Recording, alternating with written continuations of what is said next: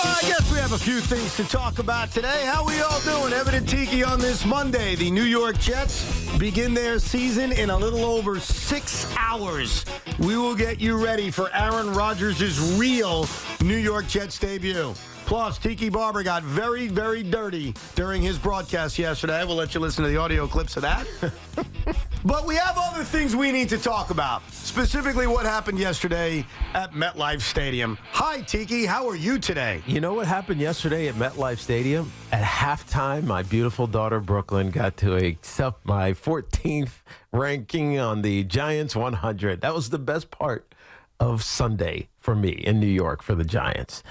Everything else was, I won't call it a complete and utter disaster because there were some things. But there were mistakes that I saw made by Daniel Jones that I also saw from Caleb Williams, that I saw from Bo Nix, that I saw from Jaden Daniels. The difference is those guys are rookies, and Daniel Jones is in his 6th year in the NFL. And there are things like reading wrong through progressions. There are things like not taking the easy throw. There are things like looking flustered in the face of clean pockets. Those are all things that Daniel Jones needs to and has to do better. Otherwise, this Giants team is going absolutely nowhere.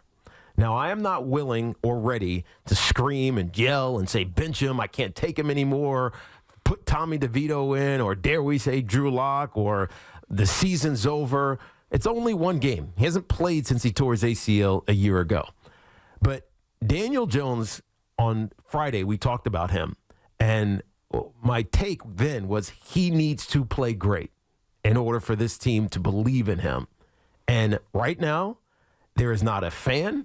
There is not a pundit. There is probably not a lot of people in that locker room that feel like Daniel Jones is their answer at quarterback. And I know that's not saying a ton, but it's saying enough. Daniel Jones has to be better, otherwise he will not be the starting quarterback for the New York Giants. And people want to put a timeline on this. I'm not saying do it today. I'm not saying do it next week, but I'm giving him a quarter of the season. 1 quarter of this season, and you got to move on from Daniel Jones. You know who believes if he doesn't get better. You know who believes in Daniel Jones? Brian Daboll believes in Daniel Jones. He has to. And if I had Brian Daboll's hat on, I would say the same thing. I think that John Mara would say the same thing. I think that Joe Shane would say the same thing. You have to believe in Daniel Jones because you still need him to be a better player. And as soon as you start doubting him, as soon as you start putting him under the spotlight of negativity and threatening his job, then you know that he's going to fail. Right? Because they've already threatened his job. Yeah, well, they spent the offseason trying to replace him. They've indirectly threatened his job. But if you directly do it, you know that he's falling apart.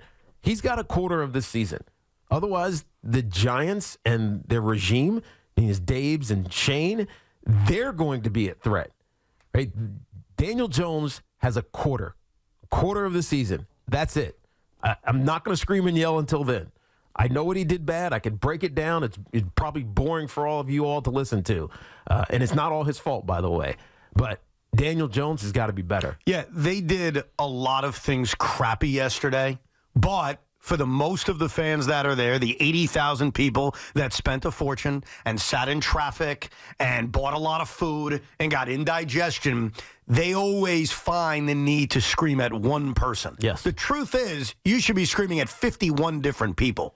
Because that was crap yesterday. Of course it was. That was crap from top to bottom. You know what it looked like, Evan? And this is almost why I need to see another week. Mm-hmm. It looked like a preseason game. It felt that way. Not for the Minnesota Vikings. Not for Sam Darnold. And I told you, Sam Darnold's in a better spot. Do you not remember me saying this on Friday? You did say that, yes. And did I think he would start 10 for 10? No, I did not. I didn't think that either. But he was in a better spot with better talent around him and a really good coach in Kevin O'Connell. And we saw it. But that's beside the point. The Giants looked like they were playing a preseason game. Now, why is that? Because they didn't play any preseason games. But a lot of teams and a lot of players. A lot of teams are better. A lot of teams have better talent. A lot of teams have better continuity, consistency from a year ago The Giants have 3 new starting offensive linemen. And they played reasonably well. I know they did. And they have a rookie quarterback, or a rookie wide receiver. Played like a rookie quarterback, yes. But you know what I mean. But there's a lot of new pieces. They have a new defensive coordinator. They have a new offensive play caller in Brian Dable.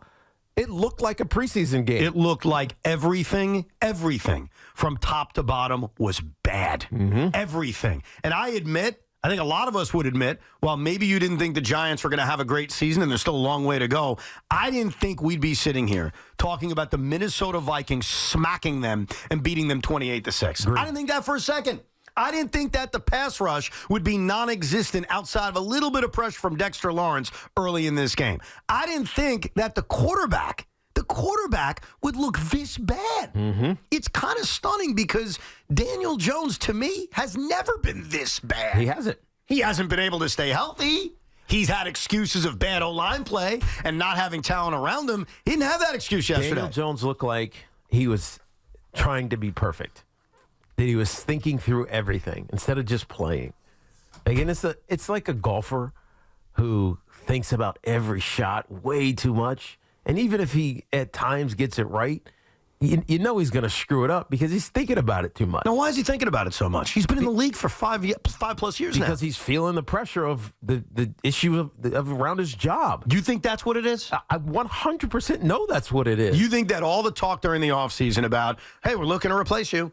Hey, we're Hard Knocks. Yeah. They basically said, I guess we're stuck with Daniel.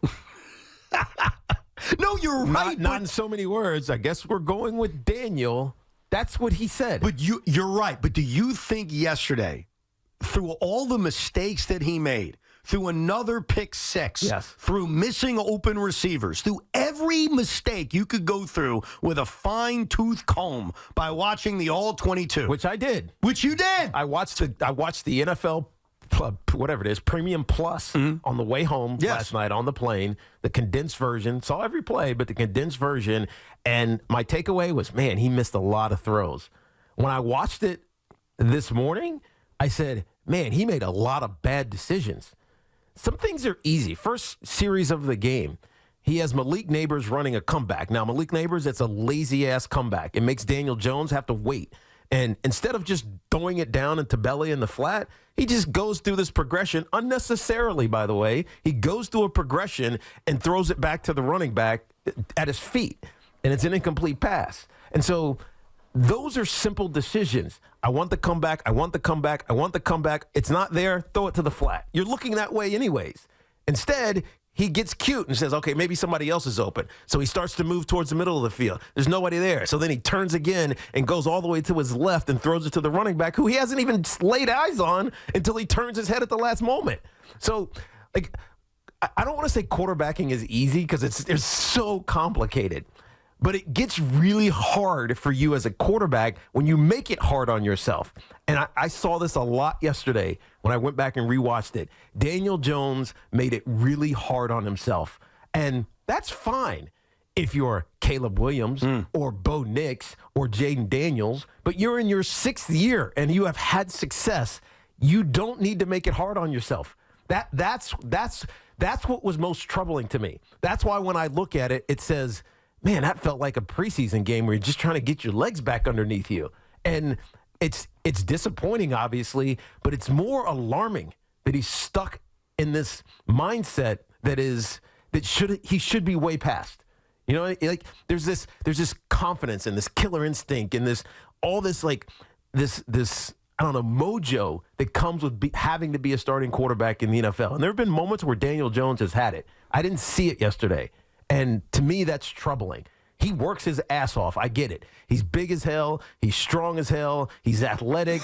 He's smart. He's a leader. All those things. But there's this it that he didn't have yesterday. Now, maybe he has it next week. I hope he does. But if he doesn't, and he doesn't have the week after, and the week after that, in particular against the Dallas Cowboys on Thursday night, Daniel Jones has got to sit down.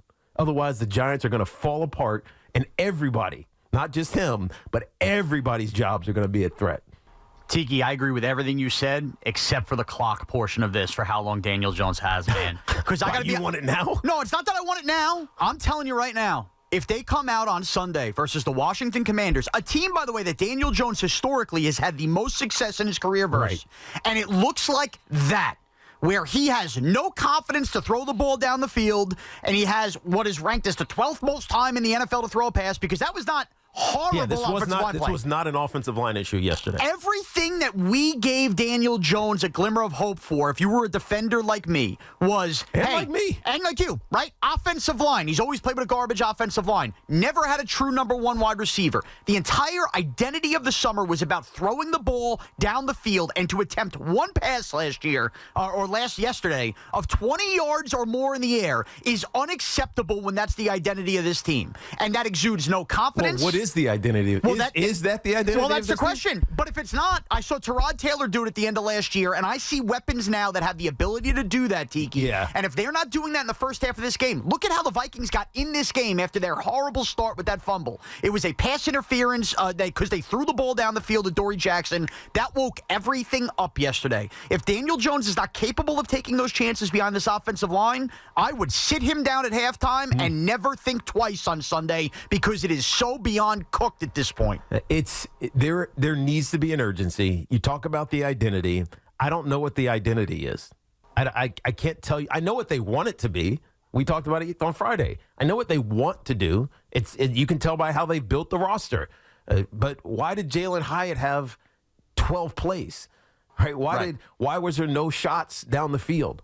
Why was there the aggressiveness? Even if you're going to make mistakes, like we saw in the preseason against the Houston Texans, and he took some shots downfield. Right. One was intercepted by Derek Stingley, but at least he took the shot. And that will open up the run game. He took the shot. It'll open up the run game, right? It absolutely does. And so the identity is what's, from a coaching standpoint, is what I'm concerned about. But for me, it starts with Daniel Jones. Daniel Jones looked like he was playing a preseason game as a second-year player, and that's not okay. And that's the other problem. If it is a coaching identity thing, at some point, a quarterback who's been in the league this long and is, part of the face of the franchise needs to be able to overcome obstacles, look at the other 51 guys on the roster and say, follow me, I will lead you. He exudes none of that, and certainly exuded none of that yesterday. So it is impossible for me to believe that locker room looks at him as somebody they can rally around. You don't want to wait. I don't want to wait. And again, so you want to bench him now? Is that what you're saying? You don't want him now? No. Halftime, Washington this week. If this is flat and they're not scoring touchdowns, I don't even care if they're not winning. If it's a 3-0 game, this team needs to look around. Now, we don't know whether they officially bench Kayvon Thibodeau yesterday. More on that later. If he is struggling like that in the first half and they are getting nothing down the field, that needs to be wake-up call time for this whole team, and I wouldn't think twice. Well, the reason you would do it is it sets an example. Yes. It sets an example. That's unacceptable, and he's the same as these other guys on the roster. When I go back and I think about Dave's first year, I felt like that was key. Earn it. Earn it. Not by, being a captain and being elevated because of who you are, but earn it by playing, by being good, by doing the right things consistently. Earn it. And I don't know if that's still the case anymore. You got to earn it. And Dave's had instant success. Coach of the year. You believed in him. Hell, I still believe in him. But there's something, that little something doesn't feel like it's still there. Well, here's what's weird about Daniel Jones, okay? Daniel Jones never sucked. People may say that. It was never true. I don't believe that he sucked. He never sucked. I'm sorry, sucked. Not sucks, sucked. Like, he never did that. He was never bad. He was just average and had a tough time staying healthy. Yes. He has a wonderful year 2 years ago under Brian Daboll. He earns this brand new contract. And then last year, he did suck. But, as you pointed out a lot, Tiki, you would say, Evan, look at the offensive line. Yep. And you were right. I'm not saying that in a mocking way. You were right. You showed me this guy's got no time. He's got no chance. Okay, fine. So we took last year and we sort of threw it out. And we said, you know what? No offensive line. He was battered. He eventually gets hurt. But this is a new beginning. He's got an improved offensive line. He's got better wide receivers in the room. Now we're going to see at least the good Daniel Jones. Because, again, he had never sucked until last year when he had no offensive line protection and was getting beat up. Yesterday, for the first time, And you people, you Giant fans can act like it's been going on for 5 years. That's fine. You can say whatever you want. I don't think it's true. He hasn't sucked for 5 years. But yesterday afternoon at MetLife Stadium in front of Giant legends and the daughter of a Giant legend, there is without a shadow of a doubt, he sucked. And to me, it was new. So for any Giant fan who says, oh, it's been going on for 5 years, has it? He hasn't been bad for 5 years. Yeah. He hasn't made those mistakes for 5 straight years. He was never this bad. So then it gets me to, how the hell did this happen? Is it the contract? Oh, that seems harsh. I don't think it's the contract. Is it the injuries? Did it finally get to him? Look, maybe, that now he's a puppy dog? Maybe it is the injuries, and we don't know. Look, don't forget, 2 months ago, we didn't know if he'd be ready for the start of the season. Yeah. I mean, he looked great, obviously, in underwear. He was ready for the start of the season. Yes. So we have to assume that he's healthy. So I can't say it's injuries. He wouldn't be cleared to play if it was injuries. So it's not that. It's not that he sucked in his entire career. He hasn't. He hasn't. So what is it? And so the only thing I can point to, is why I said this earlier, Evan, is that he's feeling the pressure of having to be great. Well, you know what? If that's the case, I'd be done with him too. Because this is New York City. Yeah. There's pressure. You're the quarterback of an NFL team. There's pressure. They used a first-round pick on a stud wide receiver. There's pressure. They dropped a lot of money to rebuild the offensive line. There's pressure. Look, it doesn't matter the reason. All I know is what I saw. IFO. That's all I am right now. I'm an IFO. What I saw yesterday was not what I've watched for 5+ years. Right. You guys can say it. Some Giant fans can repeat it.